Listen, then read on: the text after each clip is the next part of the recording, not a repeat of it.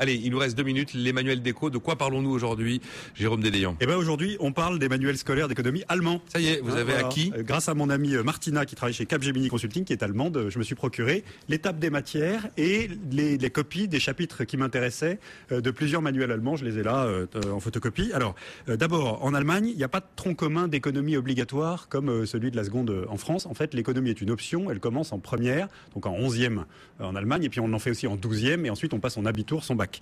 Et il y a une chose qui est très importante, c'est que les Länder, les différents Länder allemands, sont complètement autonomes dans l'organisation de leur contenu pédagogique et de leur modalité d'enseignement. Donc c'est très décentralisé, c'est vraiment un modèle à l'allemande. Alors, la conclusion générale, après m'être intéressé à ces manuels, c'est que ces manuels sont de très très haut niveau. En fait, ils sont clairement orientés vers l'acquisition d'une compréhension opérationnelle des rouages de l'économie et des entreprises et du fonctionnement du mécanisme de création de valeur de l'économie de marché et du partage de cette valeur.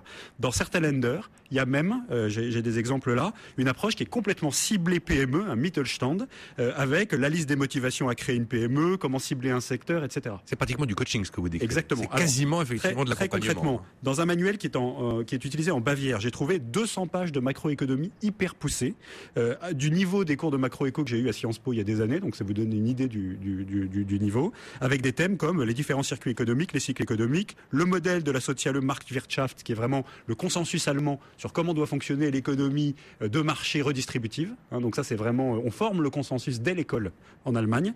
Et puis, il y a les objectifs de la politique économique, la politique monétaire et le rôle de la BCE, qui sont exploités vraiment en détail, les possibilités et les limites de la politique fiscale, le commerce extérieur et la politique du commerce extérieur. On explique pourquoi l'Allemagne est forte en commerce extérieur, on dit quels sont nos points forts, etc.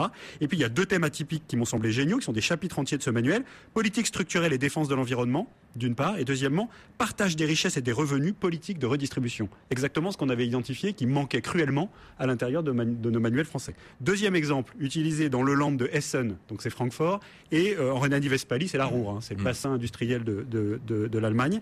Sa construction est très différente, elle est entièrement organisée par secteur d'activité. Donc l'industrie, la distribution, le secteur financier, les loisirs, le tourisme, etc.